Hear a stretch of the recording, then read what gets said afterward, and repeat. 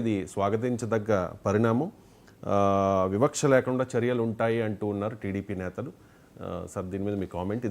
ఇది కొనసాగితే మంచిదే కదా? అంటే చాలా ఆహ్వానించాలి, అప్రిషియేట్ కూడా చేయాలి. ఎందుకంటే రెండు చర్యలు తీసుకున్నారు. ఒకటి పార్టీ నుంచి సస్పెండ్ చేశారు, రెండు ప్రభుత్వ రీత్యా యాక్ట్ అయ్యారు, వాళ్ళని అరెస్ట్ చేశారు.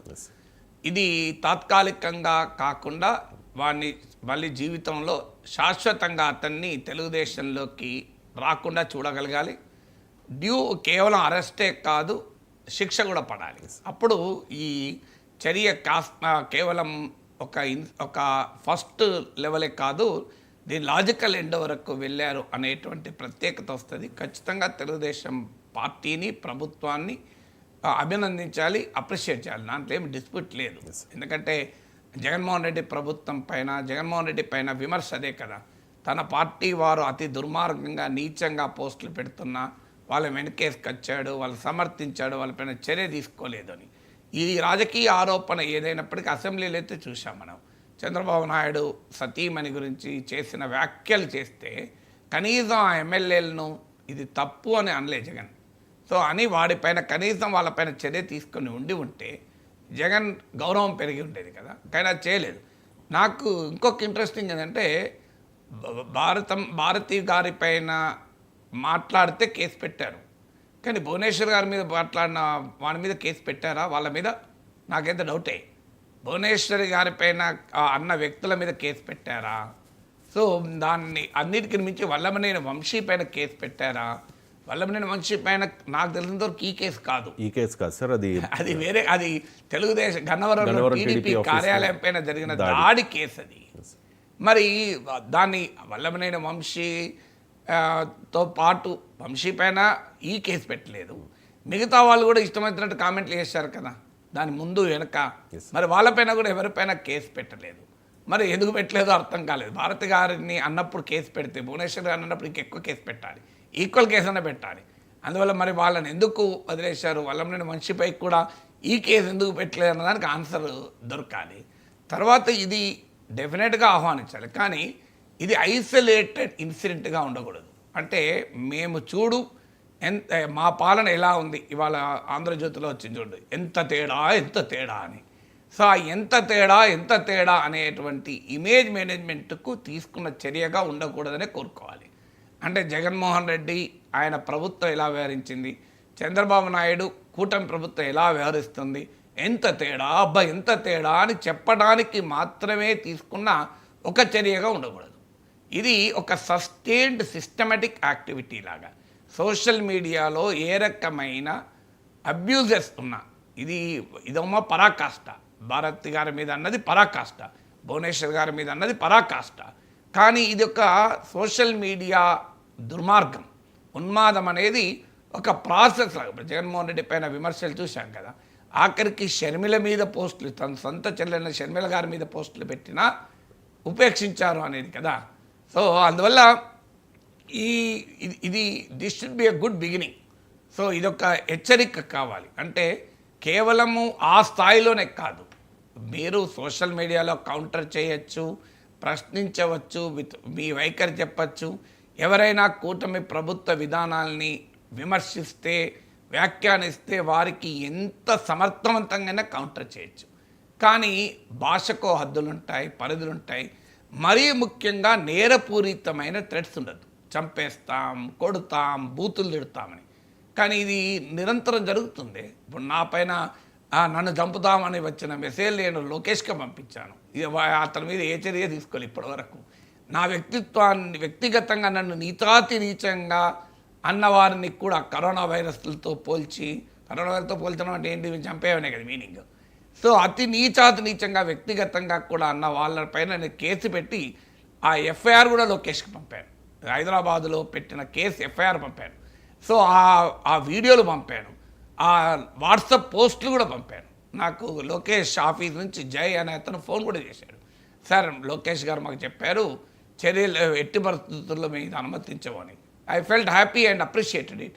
అండ్ మొత్తం లింకులన్నీ పంపాను, చర్యలు తీసుకుంటామన్నారు. కానీ నాకు తెలిసినంతవరకు ఎవరి మీద ఇంతవరకు కేసు పెట్టలేదు.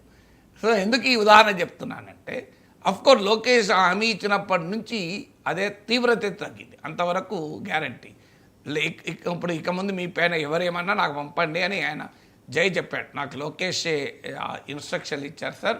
నాకు కూడా లోకేష్ గారు మెసేజ్ కూడా పెట్టారు, sir we will take care అని. సో అందువల్ల అప్పటి నుంచి తగ్గడం మీద తగ్గినాయి, అనుమానం లేదు. సో ఆ రకమైన థ్రెట్లు ఓపెన్గా తగ్గిపోయాయి ఆ అన్న మాట, ఆ లోకేష్ అష్యూరెన్స్ ఇచ్చాక. మరి కానీ వారిపైన కేసులు ఏమైనాయి? వారు అంత నీచంగా మాట్లాడిన వాళ్ళపైన, చంపేస్తామని బెదిరించిన వాళ్ళపైన, అందులో ఒక వ్యక్తి అయితే మంగళగిరిలో ఉంటాడు, మనం కూడా చూపెట్టాం ఒకసారి. సో అందువల్ల కానీ లైవ్లో చూపెట్టాము, మాట్లాడాము, అంత ఓపెన్గా ఎవరి మీద ఏ కేసు లేదు. లోకేష్కి పంపించాము కానీ ఎక్కడా ఏ కేసు లేదు. బహిరంగంగా పబ్లిక్ డొమైన్లో నాలాంటి వాడు చెప్తున్నా కూడా. అంటే అందుకే నేను అనేది ఏంటంటే, ఒక పరాకాష్ఠకు చేరి అతి దుర్మార్గమైన సభ్య సమాజం అసహించుకొని తెలుగుదేశం పార్టీ కార్యకర్తలు కూడా సమర్థించలేని దుర్మార్గమైన భాషలో ఆ కిరణ్ అనే అతను పోస్టులు పెట్టాడు. ఇంకో మార్గం లేదు. టీడీపీలో ఉన్న మహిళా నా కార్యకర్తలు అది చూస్తే వాళ్ళే మొదలు తంతారు, అంత కోపం వస్తుంది వాళ్ళకి. మహిళా కార్యకర్తలు లేదు కాదు, ఈవెన్ మెన్ అయినా. సో అందువల్ల సభ్య సమాజం అసహించుకునే స్థాయిలో సభ్య సమాజం తెలుగుదేశాన్ని అసహించుకునే ప్రమాదం కూడా ఉంటుంది అది వదిలేస్తే. ఇలా టీడీపీ రియాక్ట్ కావడానికి కారణం ఏంటంటే, అది పబ్లిక్ డొమైన్లో ఆ భారతి గారి పైన అన్నవి వింటే అసలు తెలుగుదేశం అభిమానులు కూడా ఆ పార్టీని అసహించుకుంటారు, ఆ స్థాయిలో ఉంది. ఇలాంటి పరిస్థితుల్ని తెచ్చుకొని జగన్ 11 సీట్ల పరిమితమయ్యాడు. ఇప్పుడు జగన్మోహన్ రెడ్డి అధికారంలో ఉన్న సమయంలో చంద్రబాబు నాయుడు సతీమణి గురించి చేసిన దుర్మార్గమైన వ్యాఖ్యలు, నీచమైన వ్యాఖ్యలు ఆ రోజు కూడా ఖండించారు. చంద్రబాబు నాయుడు లాంటి నాయకుడు కన్నీళ్ళు పెట్టుకున్నాడు, మామూలు విషయం కాదు. అది పబ్లిక్లో ఏ రకమైన మెసేజ్ పోయింది? జగన్మోహన్ రెడ్డి పతనానికి ఇది ఎంత కారణమని నేను పర్సంటేజ్ చెప్పలేను, కానీ ఖచ్చితంగా పబ్లిక్ పర్సెప్షన్ల పైన జగన్మోహన్ రెడ్డి పట్ల ప్రజల వ్యతిరేకతకు ఒక సిగ్నిఫికెంట్గా కంట్రిబ్యూట్ చేసి ఉంటుంది. ఎందుకంటే మన దేశంలో కొన్ని కల్చర్ ఉంటుంది. ఒక నీకన్నా వయసులో పెద్దవారు, నీ తండ్రితో కలిసి రాజకీయం చేసిన వారు, రాష్ట్రాన్ని 14 సంవత్సరాలు పాలించిన నాయకుడు, జాతీయ రాజకీయాలను ప్రభావితం చేసిన నాయకుడు నిస్సహాయ స్థితిలో కన్నీళ్లు పెట్టుకోవాల్సిన పరిస్థితి వచ్చిందంటే గుండె తరుక్కుపోతుంది కదా, మామూలు విషయం కాదు కదా. సో అది జగన్మోహన్ రెడ్డిని దెబ్బతీసింది, గ్యారెంటీగా దెబ్బతీసింది. ఆయన చంద్రబాబు నాయుడు అరెస్ట్ చేసిన సమయంలో చంద్రబాబు నాయుడు పట్ల సానుభూతి పెంచింది. అన్నిటికీ మించి తెలుగుదేశం కార్యకర్తల్లో అన్నిటినీ వదులుకొని ఎట్టి పరిస్థితుల్లో మాకు ఎమ్మెల్యే సీట్లు వచ్చినా రాకపోయినా మంచిదే, జగన్నే తోడించాలి అనే కసిని పెంచింది. అందుకే ఒక వర్మ, ఒక శేషారావులు తమ సీట్లు వదులుకొని జనసేనకు సీట్లు ఇచ్చినా బాధపడకుండా వదిలేశారు. ఎందుకంటే మాకు ఇప్పుడు జగన్ ఓడించిన లక్ష్యమని. అంతటి కసిని తెలుగుదేశం కార్యకర్తల్లోనూ చంద్రబాబు నాయుడు కుటుంబంలోనూ తీసుకొచ్చాడు. ఇదంతా జగన్మోహన్ రెడ్డి చేస్తున్న స్వయంకృత అపరాధాలు, సెల్ఫ్ గోల్స్. ఆ పరిస్థితి టీడీపీకి రాకుండా జాగ్రత్త పడ్డారు. ఇప్పుడు ఈ రకమైన వ్యాఖ్యలు పబ్లిక్ డొమైన్లో అలాగే ఉండి ఏ చర్య తీసుకొని ఉంటే ఖచ్చితంగా ఇప్పుడు ఇటువైపు సానుభూతి వచ్చేది. ఎందుకంటే అది చూసిన ప్రతి ఒక్కరికి జగన్ పట్లనే సానుభూతి వస్తుంది. సో అందువల్ల టీడీపీ యాక్ట్ చేయడాన్ని మనం ఆహ్వానించాలి, హర్షించాలి. కానీ ఇది కేవలం ఒక ఇన్సిడెంట్గా, ఒక మంచి చర్యగా మాత్రమే మిగలకూడదు. సిస్టమాటిక్గా ఉండాలి. ఒక ఎగ్జామ్లో మార్కులు వస్తే డెవలప్ కాదు, అన్ని ఎగ్జామ్లో మార్కులు రావాలి కదా. అందువల్ల సిస్టమాటిక్గా చంద్రబాబు నాయుడు ఇచ్చిన హామీ మేరకు సోషల్ మీడియాలో నేరపూరితమైన బిహేవియర్, క్రిమినల్ 2 రకాలు ఉంటాయి. క్రిమినల్ బిహేవియర్ ఉంటుంది, సివిల్ క్రిటిసిజం ఉంటుంది. విమర్శించవచ్చు. నేను ఒకటి మాట్లాడాను, ఇప్పుడు ఇదే విషయం మాట్లాడాను, దీనిపైన ఎవరైనా విమర్శించవచ్చు, అభ్యంతరం లేదు. కానీ క్రిమినల్ ఇంటిమిడేషన్ అంటారే, చంపుతాం, కొడతాం, బూతులు తిడతాం, ఇవన్నీ అబ్సీనిటీ, ఇమ్మొరాలిటీ, ఇవన్నీ క్రైమ్స్ కదా. మన చట్టాల ప్రకారం భారత న్యాయ